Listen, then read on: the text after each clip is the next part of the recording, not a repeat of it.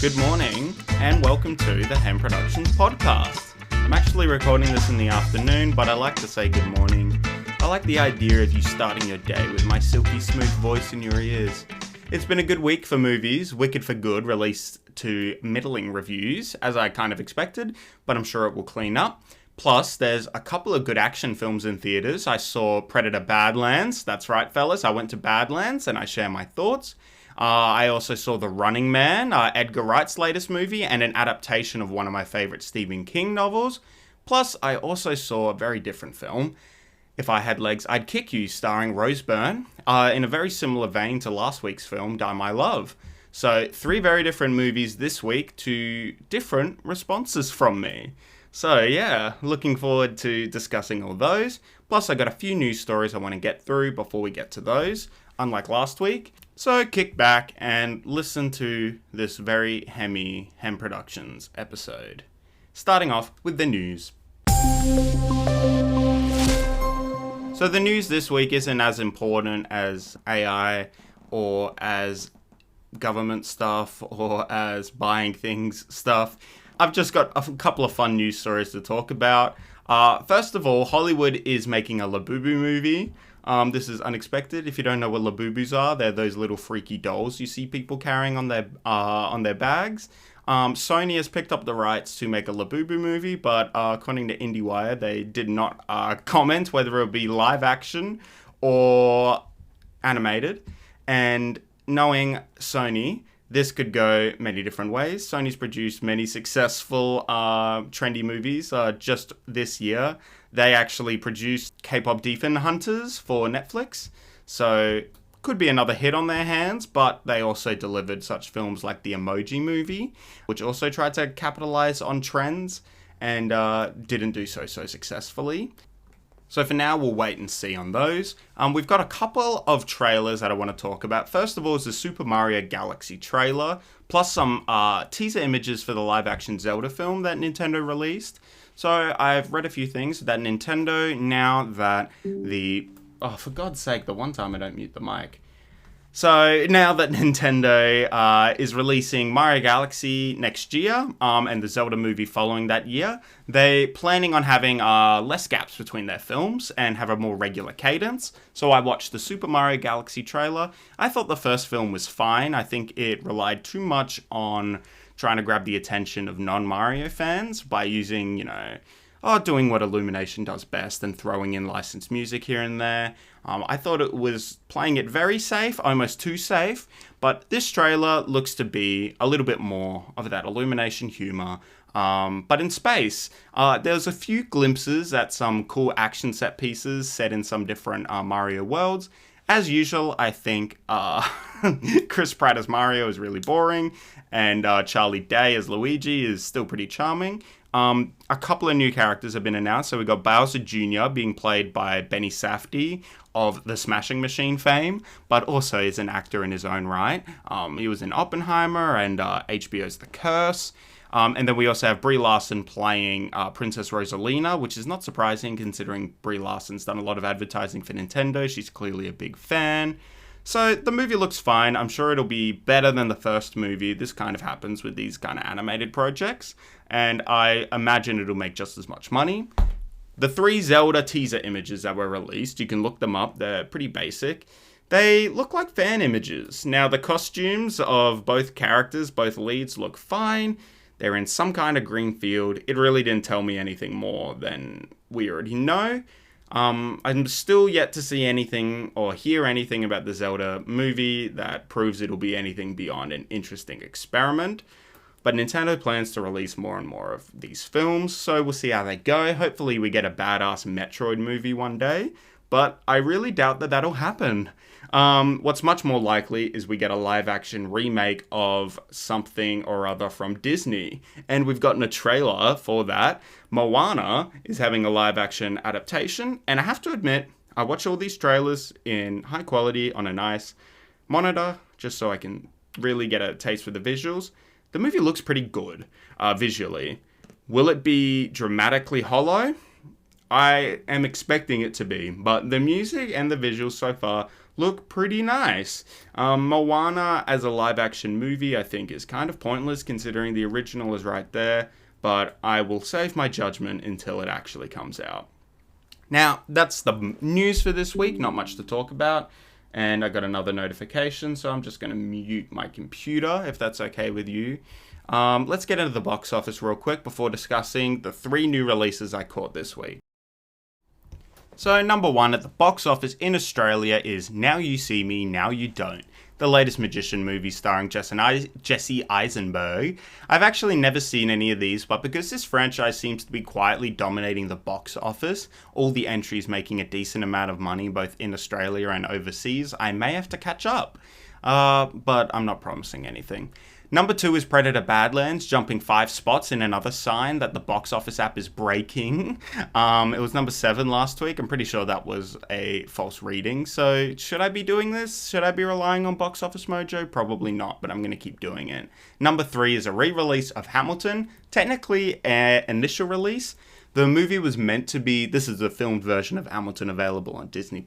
It was meant to be released in theaters initially, but because of the pandemic, it was pushed to Disney+.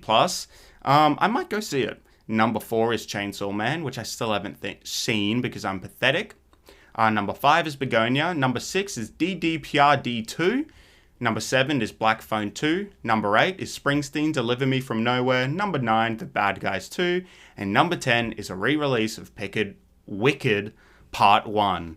I haven't been good today with the speaking and the getting things right, so I apologize. But we're going to talk about movies now, and I'm usually a lot better at talking about those in depth without messing up. So let's see how that goes.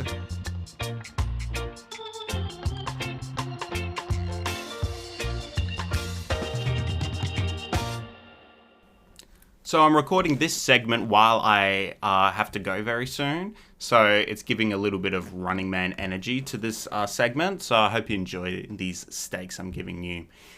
So this movie has a little more stakes on it for me personally than just the premise. Not only is Edgar Wright coming off of a bit of a whiff, an interesting whiff, I'll add, Last Night in Soho. I'll pivot into horror for the comedy director. The film didn't do very well critically or commercially, but I enjoyed him trying something new. But The Running Man gets things back to basics. We focus on what Edgar does best, which is action, and starring hottie Glenn Powell in the lead, a man desperately trying to prove he can be the next Tom Cruise, as well as a whole slew of great actors. We have James Brolin, Coleman Domingo, Michael Cera, and more.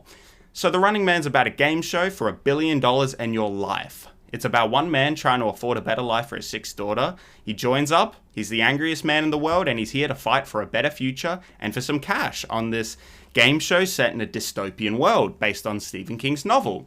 Now, first off, I'm happy to say this is much more successful than Last Night in Soho. It's a slick dystopian action film that sticks to its core text much more than the original adaptation with Arnold Schwarzenegger. What's most impressive about the movie is not only its commitment to the anti-authority, anti-fake news, with even a very prescient depiction of deepfakes, and Big Brother surveillance, it depicts all of this. All of this from the book has been brought over. Sanded out a little when you get to the ending, but it's all here. The world is depicted like a dirty Blade Runner, with rich streets and poor streets, depicting classism, just like Begonia last week. Everything is kind of saying the same thing right now. What does that tell you about society? I kept thinking of the video game Cyberpunk while watching it. I was so impressed with the mood, tone, and neon of the world. I think the production design is the standout here along with the action. I think the script is messy as hell, but because of the production design, because of the actors, and the plot's commitment to the book, I think most of the story does explain itself despite this rough script. If you haven't read the book, a lot of the game's rules and the stakes aren't clearly explained, leading to a very messy ending, with a lot of twists that, frankly, the people I saw it with, my brother and my friend, they didn't really get a lot of those twists, and even I was struggling to keep up. But overall, I don't think this will diminish many people's enjoyment. It didn't diminish my enjoyment, because Glenn Powell, at its core, is phenomenal. He is an action star, a gritty one in this case, and not to mention Coleman Domingo as the host of the show, always popping up and being the best thing on screen. Plus, Brolin as the CEO villain is just perfect casting. The actors know what they're doing and sell the stakes of the film, even if the script isn't doing the best job at that. And of course, Edgar Wright can sell an action scene and sell an explosion, and this film is filled with those. Buildings explode, cars get wrecked, hand-to-hand martial arts edited to the beat with the typical exciting, if slightly restrained here, style of the rest of Edgar's films. It's not a jokey movie in the same way of Hot Fuzz, it's quite serious, but it has a light tone here and there, especially in its action. The action's always fun, bloody, visceral, and improvised. It very much gets the mood of the show that they're going for. So while the movie isn't tied together neatly with a nice bow, it's undoubtedly a feather in the cap for Glen Powell, and it's a tidy return to form for Edgar Wright. When the man makes action movies, he just knows how to compel me, and even if, as someone who read the book, I was still a little confused, I was too dazzled by the visuals to care. I recommend this to action fans and Edgar Wright fans, plus any fans of dystopian worlds or cyberpunk.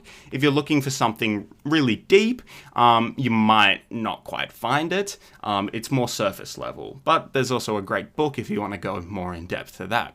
Another movie that I found to be a little bit hollow is Dan Trachtenberg's Predator Badlands. This is his follow-up to Prey, as well as Predator Killer of Killers, which was an animated anthology movie.